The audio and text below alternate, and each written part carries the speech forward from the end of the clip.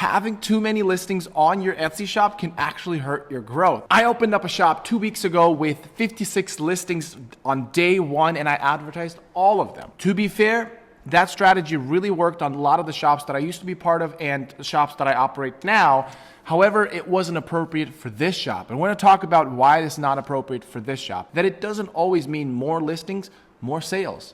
In fact, more listings could actually mean less sales or stunt growth. Let's take a look at my shop. So this is, by the way, this is yesterday. This is nice early morning. So I wanted to show you yesterday's sales, $148 in sales, 6 sales. And you're thinking, well, because you're advertising, man. So let's look at yesterday's sales. Boom. I spent $28, made revenue of $126. That's really good. That's really good. So one of those sales came from organic, which is really awesome. So what happened? What did I do? Well, let's go and check out, let's go on statistics, let's go on stats, and let's go on apps and other pages. Now, we're not going to go on ads because we want to see what's happening organically on our store. Remember, I did this shop 2 weeks ago. It is a seasonal shop, so it is kind of like on steroids what would happen to a regular shop if you'd open, because obviously if you're opening up a non-seasonal product, then you're going to have a much more difficult time. Now also, in my defense, I did open it really late in the season. When you're selling Christmas products, you want to sell them much earlier, but you know, I had to do what I got to do. So I did something here on the 6th, and I did something right here. On the 6th, I added another item that has nothing to do with ornaments. Now, this is an ornament shop, so I could have added more ornaments, which I did add a few more ornaments on the 3rd, but nothing really happened. When I added like maybe 10 more listings, nothing really happened. And when I added a different type of product, a whole nother product, which was stocking tags, they started to show some results. And in fact, I was like, oh, this is really nice. Now, I turned up my ads right here, and it really showed me something. What I did here is trimmed down from, at this point, I had like 61 listings of ornaments and then the stocking tags. I went from advertising that much to down to 4 advertising only. So I trimmed down on what I'm going to advertise. And I'm going to explain in a little bit why I did that and why you see it happen here. With the store, I wanted to find out, hey, if I advertise more listings, would that give me a better boost? Or if I go from advertising all of them to only advertising 4, will I have either decrease in traffic or an increase in traffic? Turns out, lo and behold, increase in traffic. Why is that the case? That happened because I created a bottleneck. Bottleneck happens when you have only 1 or 2 places you can truly rank on. And I'm saying 1 or 2, meaning there's more, but there's only a few spots to rank on, but you have disproportionate amount of listings trying to rank for that spot. So you create a bottleneck, especially earlier on in the shop. When you have variation demand, you have a lot of different slots in which you can rank on. When you have lots of listings, it actually makes more sense because you are trying to rank on those individual keywords. With ornaments, there is only like 4 different types of ornaments, right? There's first Christmas at this new home, name ornaments, kids ornaments, and engagement ornaments, right? Or newlywed ornaments. There were no evidence of different variations of those. Like, people are not typing in blush floral ornaments. They're not typing in pink polka dotted ornament. The way you can find out whether your product does have a variation demand, when you do your keyword research, if you go say on eRank, when you go on the keyword research tool and when you type in say ornament, you're not going to find evidence of things like types of florals, types of colors that people are looking for those ornaments. That's not what happens. People look for different types of ornaments in terms of whether it's flat or round or for different kind of occasion, but there's not design variation that people are looking for. And so, but what I did is I created design variation. So therefore, I was bottlenecking on just those 4 spots or 4 different types of ornaments that I could rank on. If I were to sell, for example, stickers or patches, which I will be doing, actually I ordered some inventory. I'll be opening up another shop, and I'm going to try to test this theory, whether this lots of listing equal lots of traffic for a shop like that. So stay tuned. Now, I ordered the inventory. It's gonna take me some time to get that started, but make sure to subscribe, hit the bell, and I will also let you guys in on that shop as well. So when you have lots of listings and you have only a few spots to really rank on, you're gonna have a few listings shoot to the top, and it might be for the wrong reason. And in my case, it was for the wrong reason. So let me show you. So we're gonna go on marketing, we're gonna go on Etsy ads, and we're going to scroll down. Whoops, let's go Let's go manage listings. And this one right here. Now, before I posted this stocking tag, I had this one really shoot through the top. I think the reason, and look at that, 0 orders with 1,100 views and 159 clicks.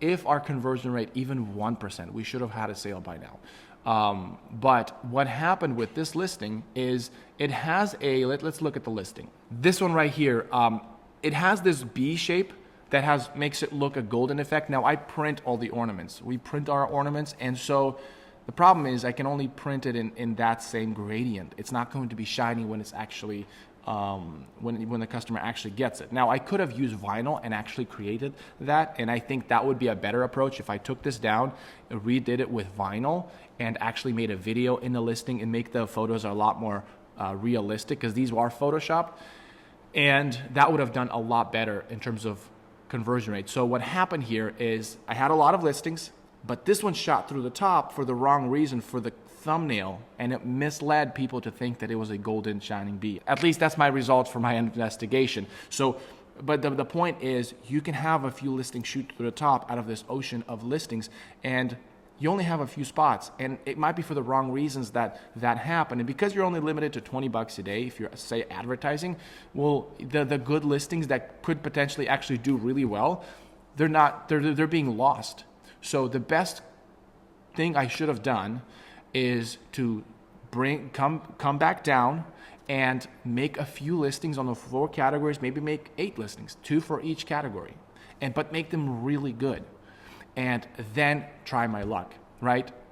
Now, the nice thing about that I did with so many listings, like I said, I can try this whole vinyl and glittering and this golden reflecting next year maybe. I could probably do that and do really well, since that seems to be what people are gravitating more, something that will glimmer when the lights are off and the little Christmas lights are bouncing off the little golden and reflective things. I think that would be really cool, especially if I make a video out of that and include that in my listing.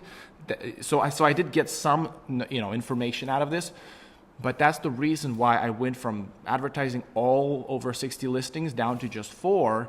And the 4 that I did choose, I chose the one that have a good favor to view ratio. And let me show you how that looks like. So right here, this listing has 29 favors to 350 visits. So that ratio is really good, which means the amount of people are coming and they're favoring after they came to that listing is really good. That shows an indicator that people are happy with what the listing is bringing them, and they're totally willing to buy that. I could put the advertising on those listings that have a good ratio. And also you can go through a click-through rate option where you're going to, on marketing, you go Etsy ads and you look at the ads that have the best click-through rate. So we're going to scroll down, we're going to go manage ads, and we're going to find ads that have a better click-through rate. Now, if your problem is what I had, is the click-through rate is only good because of the thumbnail, then you want to make sure you consider that. Analyze that, whether people are clicking, if that favor to visit ratio is decent, is not terrible, then you can make the assumption that, hey, click-through rate it's a good indicator for me to advertise that on. But in this case, I didn't advertise, and I'm only focusing on things that are ratio is good and click-through rate is good. So a little tip for you. So when you narrow that, not only is the dollars that you're going to spend on your advertisement is going to give a better bang for your buck. That's why you guys saw in the beginning of the video that I only spent 20 something bucks and made 140 bucks in sales. That's a really good ratio, and that's because I applied that strategy. But fundamentally is understanding that, hey, too many listings could actually hurt your sales because the wrong listings are being ranked, and the good ones that could potentially be ranked, they're being lost. If you have a product that doesn't have variations and it really is confined to just 4 or 5 different spots that you can truly rank on. If it is, then do the best you can on just those listings. Now, if you have different variation options, if you're selling, say, t-shirts or stickers or patches, then yes, you can create a variation. But even then, my strategy is going to be for the new shop, and I've kind of brainstormed is, I'm still going to target the main maybe 4 or 5 sections that I can rank on.